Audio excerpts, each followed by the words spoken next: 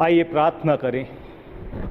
हमारे खुदावंद, हम आपकी निकटता में आते हैं और आज के भोर आपके वचन से जब हम सीखते हैं, पवित्र आत्मा हमारी अगुवाई करे, सहायता करे कि आज का वचन हमें से हर एक के लिए आशीष का कारण बने और हमें वो मार्गदर्शन दे जिससे हम आपकी बड़ाई के और आपके महिमा के पात्र बने।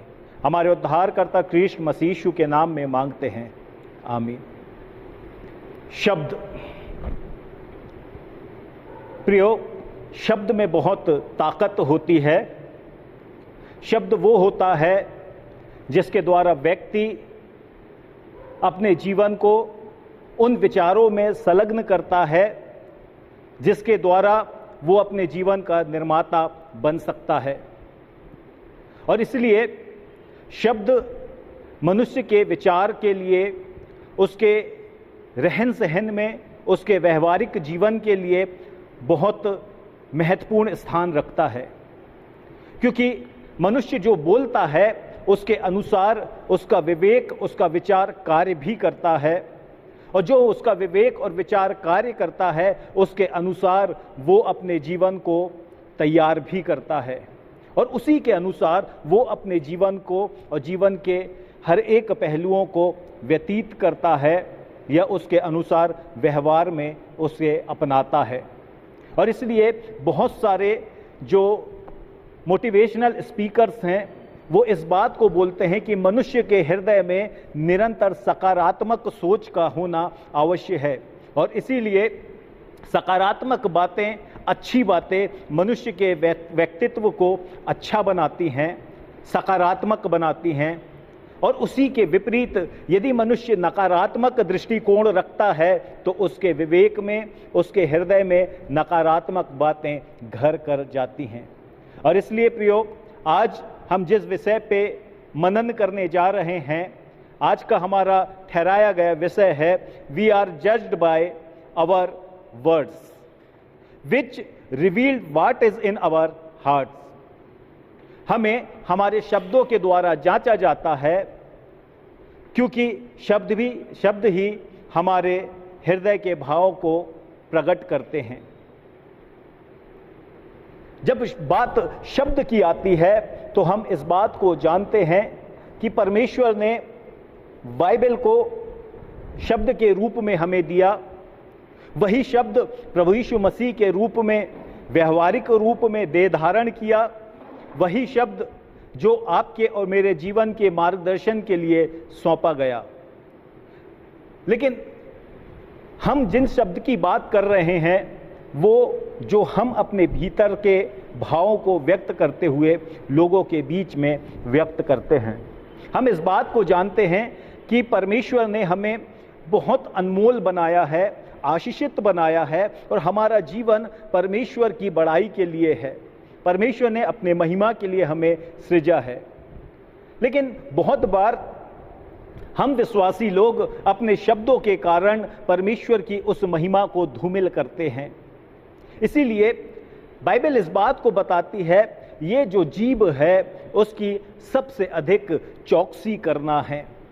जीभ और अपनी जुबान, अपने शब्दों के प्रति हमें सतर्क रहने की आवश्यकता है, क्योंकि प्रियो, शब्द वो है जो हमारी पहचान है। हमें लोग हमारे शब्दों से, हमारी भाषा से पहचानते हैं। जिस प्रकार से पतरस जब उस भीड़ में था और उस भीड़ में एक स्त्री उस व्यक्ति से मिलती है, पतरस से मुलाकात करती है, तो इसी बात को कहती है, तू भी तो यीशु गलील के साथ था, क्योंकि तेरी बोली तेरा भेद खोलती है। शब्द हमारी पहचान है, शब्द हैं जो हमारी गवाही है, क्योंकि हम जिन भाषाओं का इस्तेमाल करते हैं वो हमारे जीवन के व्यक्तित्व को प्रदर्शित करता है। हमारा जीवन किस मापदंड के अंतर्गत, किस परिवेश के अंतर्गत व्यतीत हो रहा है, हमारा शब्द उनका बयां करता है। हमारे जीवन की गवाही हमारे शब्द देते हैं, और हमारे शब्द ही हैं जो हमारी ताकत हैं। क्योंकि किसी ने इस बात को कहा है, व्यक्ति शब्दों के द्वारा बन सकता है और शब्दों के द्वारा ही वो अपने जीवन को बिगाड़ भी सकता है। इसलिए हमें अपने जीवन की चौकसी करना है और उसके लिए ज़रूरी है कि हम अपने जीभ को कंट्रोल में रखें, नियंत्रण में रखें, अपने शब्दों को नियंत्रित करें, क्योंकि जो हमारे हृदय के भाव होंगे, जो हमारे हृदय के भीतर विचार काम करेगा, वही हमारे होठों से व्यक्त होगा। और इसीलिए हमें अपने हृदय को परमेश्वर की महिमा के लिए तैयार करने की आवश्यकता है, ताकि इस हृदय से हमारा होठ, हमारे जीभ कंट्रोल में हो, नियंत्रित हो, और उसी के द्वारा हम परमेश्वर की बड़ाई के लिए अपने आप को भी तैयार कर सकें। हमने जैसा याकूब की पत्री में पढ़ा, हम इस बात को जानते हैं कि एक सोते से दो प्रकार का जल नहीं निकल सकता है, या तो वो मीठा जल देगा या तो खारा जल देगा। हमारे होंठ भी कुछ इसी प्रकार से हैं। यदि आप तीसरी याकूब की पत्री उसका 3 अध्याय 9वीं पद पढ़ें तो वहां हम पाते हैं कि इसी होंठ से हम परमेश्वर की बड़ाई करते हैं, और इसी होंठ से मनुष्य की जो परमेश्वर का स्वरूप है, परमेश्वर ने अपनी स्वरूपता में उन मनुष्यों को बनाया है, उनकी निंदा करते, उनको शाप देते हैं, क्योंकि ये होंठ हमारे वश में नहीं है। परमेश्वर का वचन हमें बार बार तैयार करता है। नीति वचन का लेखक हमें इस बात को कहता है 12वां अध्याय उसकी 19वीं पद में कि मूर्ख सच्चाई सदा बनी रहेगी परंतु झूठ पल भर का होता है। ऐसे लोग जो बिना सोचे समझे विचार के बोलते हैं, उनका बोलना तलवार के समान चुभता है, परंतु बुद्धिमान के बोलने से लोग चंगे हो जाते हैं। शब्द में वो ताकत है जिसमें कोई भी व्यक्ति अपने शब्दों के द्वारा लोगों को जीवन प्रदान कर सकता है। इसीलिए हम अपने आप को सतर्क करें, अपने आप को मजबूत करें और अपने जीवन की चौकसी करें। नीति वचन उसका 18वां अध्याय 7वीं पद में लिखा हुआ है, मूर्ख का विनाश उसकी बातों से ही होता है।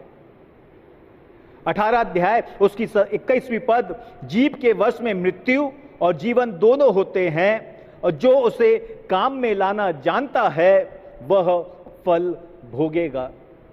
हमारे होठों में जीवन भी है और मृत्यु भी है, लेकिन जो इसका उचित इस्तेमाल जानता है वह या तो आशीष पाएगा या अपने जीवन को नष्ट करेगा या उसे शाप में लाएगा।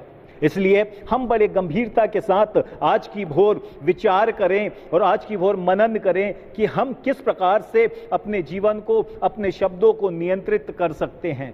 यद्यपि बाइबल इस बात को बताती है कि आसान नहीं है, ये किसी भी रीति से संभवता की दृष्टिकोण में नहीं आता है, लेकिन जो आत्मिक व्यक्ति है वो इसे अपने नियंत्रण में रख सकता है, वो इसके लिए अपने प्रयासों को कर सकता है।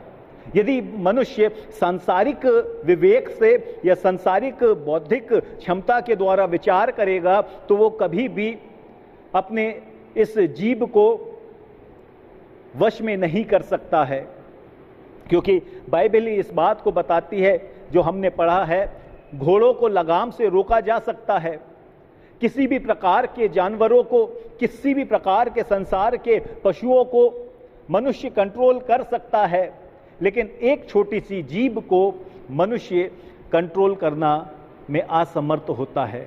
ये इसलिए क्योंकि ये वो माध्यम है जिसके लिए बाइबल कहती इसमें आग है। ये वो माध्यम है जिसके लिए बाइबल कहती है इसमें विष भरा हुआ है। और इसे ही भजन संहिता 140 में परमेश्वर का दास भी लिखता है। हमें अपने इस होंठ के लिए, इसकी तैयारी के लिए, अपने शब्दों को सुसज्जित करने के लिए परमेश्वर की नज़दीकी में आने की आवश्यकता है। और वचन से हम कुछ बातों को सीखेंगे कि हम किस प्रयास के द्वारा अपने शब्दों को नियंत्रित कर सकते हैं। सबसे पहली बात, हम अपने शब्दों को तब नियंत्रित कर सकते हैं जब हमारे हृदय वचन के परिपूर्ण हो, हमारे हृदय में वचन को जगह मिलने पाए। जब हमारे हृदय में वचन जगह बना लेगा, हम अपने शब्दों को नियंत्रित करने पाएंगे। आज का जो हमारा विषय है उसके अनुसार हम इस बात को जानते हैं कि जो कुछ मनुष्य के हृदय में होता है वो शब्दों के द्वारा बाहर निकलता है। और यदि हम अपने हृदय को वचन से परिपूर्ण करेंगे, जितना ज़्यादा परमेश्वर का वचन हमारे हृदय में होगा, जितना ज़्यादा परमेश्वर के वचन को हम अपने हृदय में धारण करेंगे, अपने विचार में, अपनी सोच में, अपने जीवन के व्यवहार में उसे अपनाएंगे, तो हम वचन के अधीन, वचन के नियंत्रण में अपने जीवन को व्यतीत करने पाएंगे। यिर्मयाह बहुत सुंदर शब्द में कहता है कि मैंने तेरे वचन को मानो खा लिया और वो मेरे मुंह में कड़वा तो लगा लेकिन मन में मीठा लगा, मधु से मीठा लगा। परमेश्वर का वचन वही वचन है जो आसान नहीं है ग्रहण करना, लेकिन जब वो हृदय में आ जाता है, जब वो मन में समाहित हो जाता है, तो वो हमारे जीवन को आनंद से परिपूर्ण कर देता है, भरपूर कर देता है। इसलिए परमेश्वर चाहता है कि हम अपने हृदय को वचन से भर दें, क्योंकि जब वचन हमारे अंदर होगा, वचन से हम परिपूर्ण होंगे, तो निश्चित तौर पे हम परमेश्वर के उस वचन के अनुसार अपने होठों को, अपने शब्दों को नियंत्रित करने वाले हो सकते हैं। ये हमारा प्रयास होगा कि हम सबसे पहले अपने हृदय में वचन को स्थान दें, वचन को जगह दें, क्योंकि हम वचन में जितना भरपूर होंगे, वचन हमारी अगुवाई करेगा, वचन हमें सामर्थ्य देगा, वचन हमें परीक्षाओं से गिरने से बचाएगा, वचन हमारी सुरक्षा करेगा, क्योंकि वचन वो है जो प्रभु यीशु मसीह को जयवंत बनाता है। वचन वो है जो प्रभु यीशु मसीह को शैतान के सामने, विपरीत परिस्थितियों के सामने विजयी होने का हौसला देता है। इसलिए प्रियो, हम वचन को अपने हृदय में जगह दें। दूसरी बात, हम अपने होठों और अपने शब्दों के प्रति सचेत रहें, सावधान रहें। हम क्या बोलते हैं, हम किस परिस्थिति में बोलते हैं, किन लोगों के सामने बोलते हैं, उसके प्रति हमें सजग रहने की आवश्यकता है। बाइबल इस बात को बताती है, नीति वचन उसका 12वां अध्याय और उसकी 18वीं पद में लिखा हुआ है, ऐसे लोग हैं जिनका बिना सोचे विचारे बोलना तलवार के समान चुभता है, परंतु बुद्धिमान के बोलने से लोग चंगे होते हैं। वे लोग जो बिना सोचे, बिना समझे बोलते हैं, उनके विषय में परमेश्वर का वचन इस बात को बताता है, उनका जो शब्द है वो लोगों को कष्ट देता है, लेकिन जो बुद्धिमान है, जो विश्वासी है, वो जब बोलता है तो लोग उसे पसंद करते हैं, उसके द्वारा लोगों की तकलीफें दूर होती हैं। नीति वचन उसका 21वां अध्याय और 23वीं पद में लिखा हुआ है, जो अपने मुंह को वश में रखता है वह अपने प्राण को विपत्तियों से बचाता है। जो सचेत है, जो अपने होठों के प्रति, अपने जीव के प्रति, अपने शब्दों के प्रति सावधान है, परमेश्वर का वचन इस बात को बताता है कि परमेश्वर उसे तमाम विपत्तियों से सुरक्षा देता है, क्योंकि जो अपने होठों की चौकसी करता है, बाइबल के अनुसार परमेश्वर उससे सब प्रकार की विपत्तियों से, हर एक प्रकार के बड़े संकट से, हर एक प्रकार की परीक्षाओं से, परेशानियों से हिफाजत करता है, संभालता है, सहायता करता है। इसलिए प्रियो, हमें अवश्य है कि हम अपने शब्दों के प्रति सावधान रहें। हम ऐसा नहीं है कि अपने विवेक को खो दें। बहुत बार लोग आवेश में आके या बड़े उल्लास में आके अपने शब्दों को बोल देते हैं और बाद में उसके प्रति पछताते भी हैं। हम सचेत रहें अपने शब्दों के प्रति। तीसरी बात, हम कैसे अपने शब्दों को कंट्रोल कर सकते हैं, वो है प्रार्थना के द्वारा। सिर्फ वचन को हृदय में रखना और उसके प्रति सचेत रहना ही काफी नहीं है। प्रार्थना अत्यंत आवश्यक है। क्योंकि प्रार्थना वो सामर्थ्य है जिसमें परमेश्वर हमारे जीवन के साथ काम करता है। जब हम प्रार्थना करते हैं तो अपने जीवन को, जो हमारे लियाकत में नहीं है, जो हमारे सामर्थ्य में नहीं है, जो हमसे नहीं हो पाता है, उस काम को करने के लिए परमेश्वर को आमंत्रित करते हैं। और जब परमेश्वर काम करता है तो परमेश्वर के लिए कुछ भी कठिन नहीं है। और इसलिए यदि हमको अपने शब्दों की चौकसी करना है, अपने जीव को वश में रखना है, तो हमें अपने जीवन को प्रार्थना में व्यतीत करना है। परमेश्वर के कामों को अपने जीवन के लिए स्वीकारना है, आमंत्रण करना है कि परमेश्वर, इस जीवन से आपकी बड़ाई होना चाहिए, आपकी महिमा होना चाहिए, आप बढ़ें और मैं घटूं।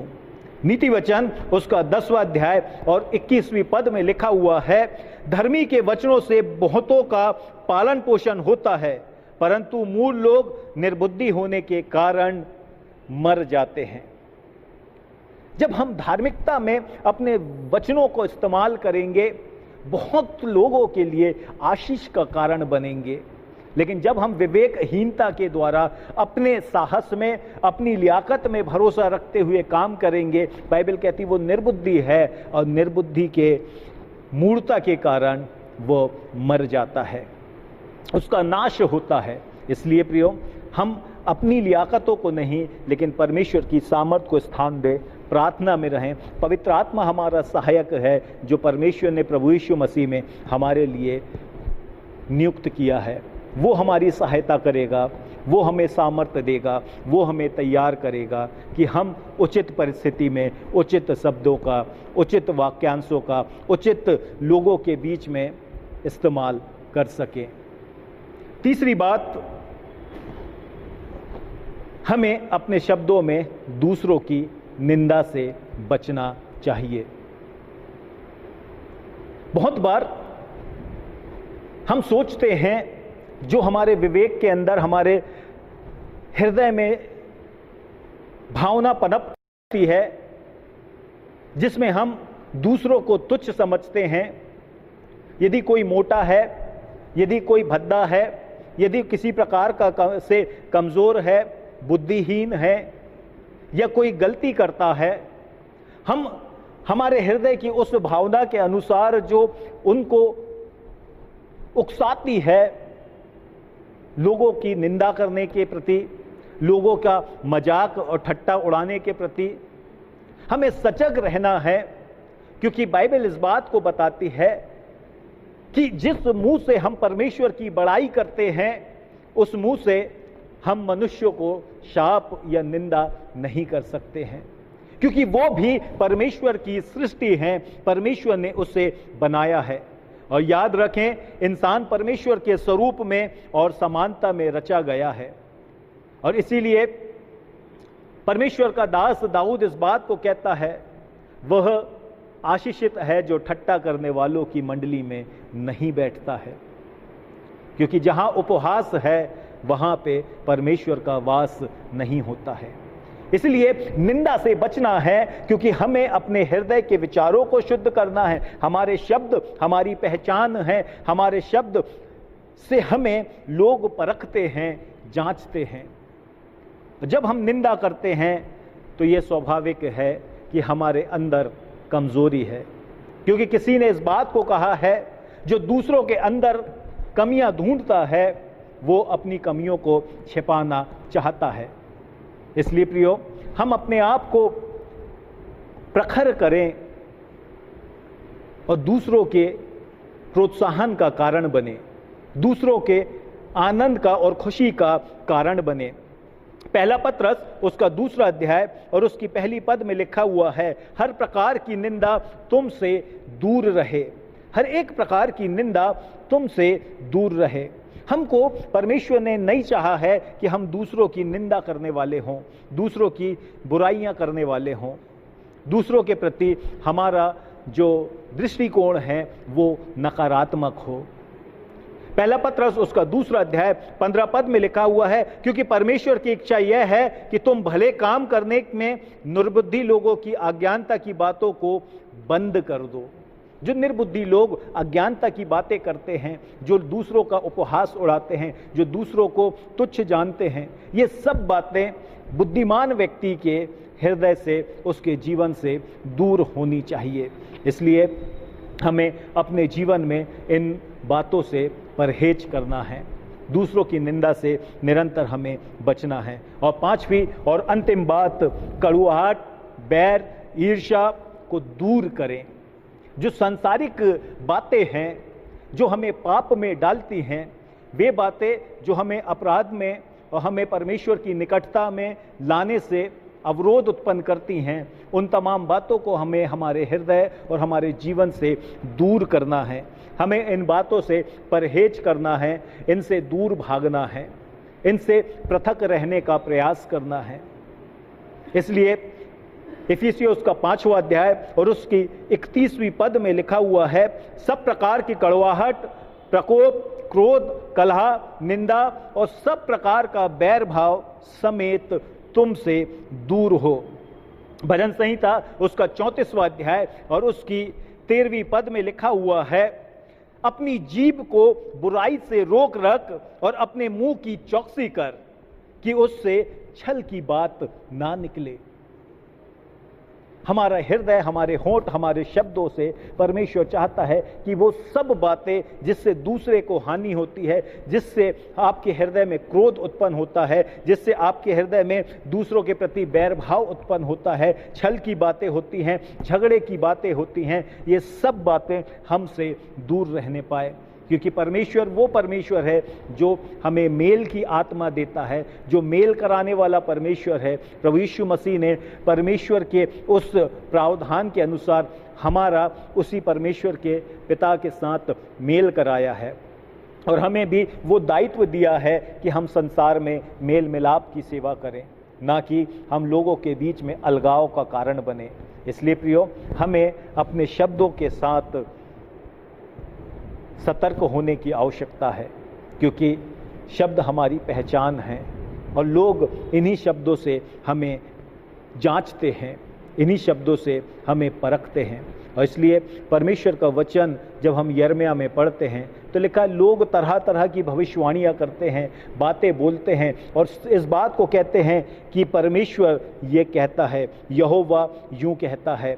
लेकिन प्रियो, यहोवा परमेश्वर एक स्पष्ट बात कहता है। परमेश्वर अपने लोगों से स्पष्ट रूप से इस बात को कहता है कि जो वचन तुझे कहा जाए, जो वचन तुझे दिया जाए, उसे सच्चाई से सुना। जो परमेश्वर का वचन है उसे सच्चाई से सुना।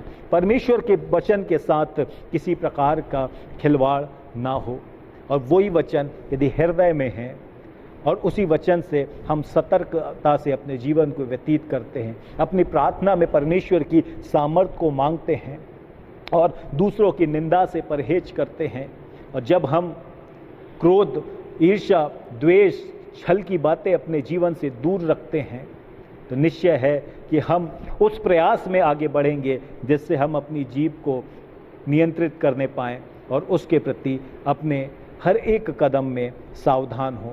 क्योंकि परमेश्वर हमें इस होंठ के द्वारा अपनी महिमा के पात्र बनाना चाहता है, जिससे परमेश्वर की नाम की बड़ाई हो और उसी का नाम हम में और हमारे जीवन से महिमा को प्राप्त करे, और उसी के द्वारा हम सदा उसके राज के ग्रहण योग्य और विश्वास योग्य सेवक और सेविका के रूप में तैयार हों। परमेश्वर हमारी सहायता करे और हमें आशीष प्रदान करे। परमेश्वर का धन्यवाद हो।